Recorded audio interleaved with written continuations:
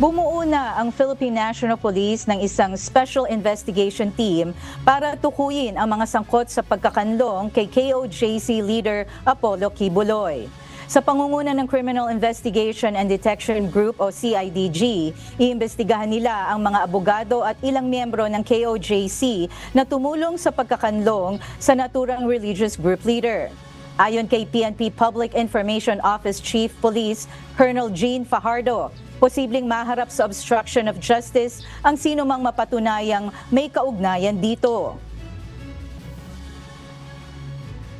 Without naming names, so siguro ito yung mga nakikita na natin na mga pangalan at mga nagsasalita talaga na sabi ko nga very vocal na sinasabing wala doon na they might be included po dito po sa kasong obstruction of justice.